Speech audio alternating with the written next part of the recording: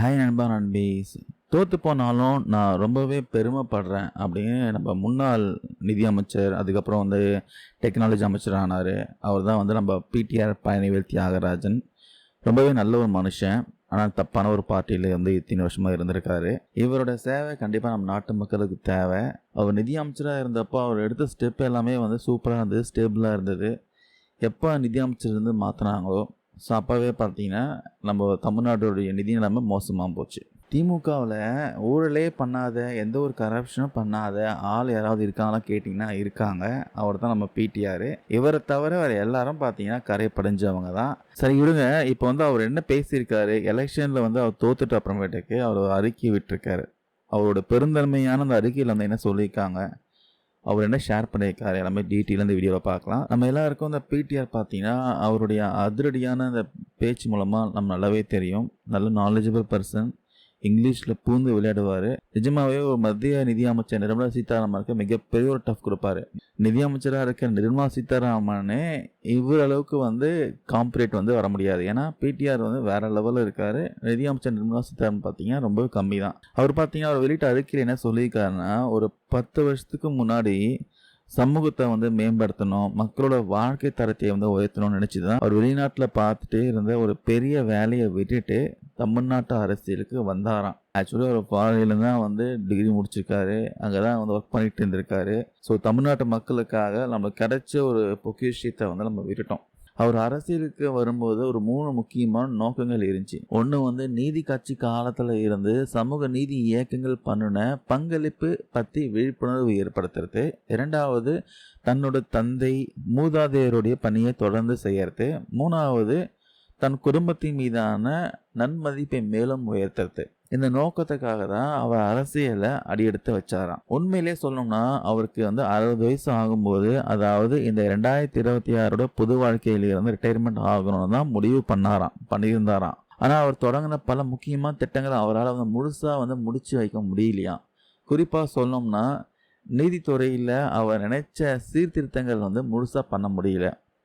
நிறைய விஷயம் பிளான் பண்ணார். நடுவே பார்த்தீங்கன்னா அவர் வேறு துறைக்கு மாற்றிட்டாங்க. ஏன்னா அது உட்கட்சி பிரச்சனை. அவர் நீதி நேர்மனை இருப்பவர்.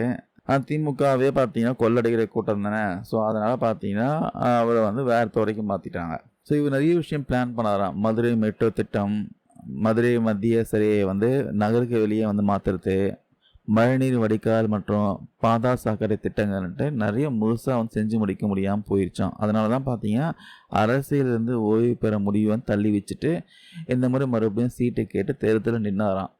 திரும்பவும் ஜெயிப்போம், அமைச்சராகவும், அடுத்த 5 வருஷத்தில் இந்த திட்டங்கள் எல்லாமே முடிச்சிடுவோன்ட்டு ரொம்ப நம்பிக்கையாக இருந்தாராம். அவர் தன்னோட உழைப்பை பற்றியும் அந்த அறிக்கையில் சொல்லியிருக்காரு. 2017 கட்சி தலைவர் சொல்லி தான் ஐடி விங்கு, தகவல் தொழில்நுட்ப அணின்ட்டு தொடங்கினாராம். மாநிலம் முழுக்க ஆயிரக்கணக்கான கிலோமீட்டர் பயணம் செஞ்சு தகுதியான இளைஞர்களை வச்சு அந்த ஐடி விங்க ரொம்ப ஸ்ட்ராங்காக ஆக்கினாராம். அது மட்டும் இல்லாமல் மதுரை மத்திய தொகுதிக்கு அவர் செஞ்ச வேலையை வச்சு பார்க்குறப்போ இந்த 2026 தேர்தலில் நான் தோற்று போவேன் கனவுல கூட நினச்சி பார்க்குறேன்னு ரொம்ப உருக்கமாக சொல்லியிருக்காரு. நீங்கள் அவர் தொகுதியில் நீங்கள் ஒரு 500 மீட்டர் நடந்து போனாலே தெரியும், அவர் செஞ்ச ஏதாவது ஒரு திட்டத்தை நீங்கள் பார்க்க முடியும்.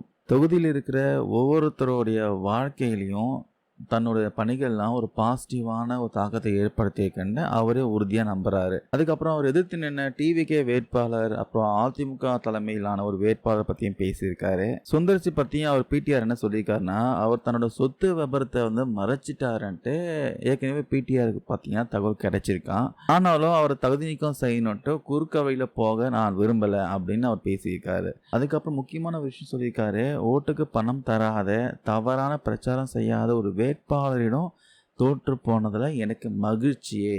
டிவிகே வேட்பாளருக்கு நான் தோற்று போனது மகிழ்ச்சின்னு சொல்லியிருக்காரு. ஏன்னா டிவிகே பார்த்தீங்கன்னா எந்த தொகுதியிலையும் ஓட்டுக்கு பணம் கொடுக்கல.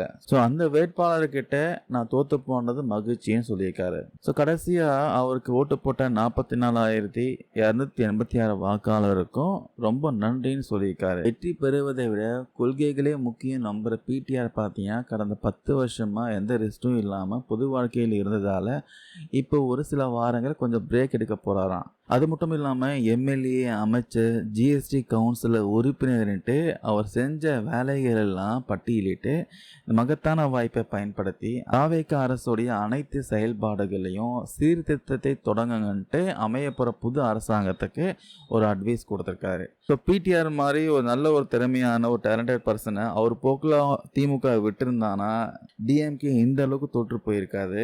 ஸோ பிடிஆர் மட்டும் திமுகவிலிருந்து வெளியே வந்துட்டார்னா, டோட்டலாக வெளியே வந்துட்டார்னா கண்டிப்பாக தாவேக அரசு பிடிஆர் மாதிரி ஒரு நாலேஜபிள் பர்சன் அவருடைய அட்வைஸரே கண்டிப்பாக பயன்படுத்திக்க யோசிக்க மாட்டாங்க. கண்டிப்பாக பிடிஆரை வந்து நிதி மேலாண்மைக்கு யூஸ் பண்ணிப்பாங்க. கவர்மெண்ட்டுக்கு ஒரு நல்ல அட்வைசரியாகவும் சேர்த்துக்கிறதுக்கு வாய்ப்பு இருக்குது. ஸோ திமுகவிலிருந்து பிடிஆர் வெளியே வரணும்னு யாராவது நினைக்கிறீங்களோ மறக்காம கமெண்ட்ஸில் பதிவு பண்ணுங்கள். உங்களுடைய கருத்துக்களை பதிவு பண்ணுங்கள். தேங்க்யூ நண்பா நண்பீஸ்.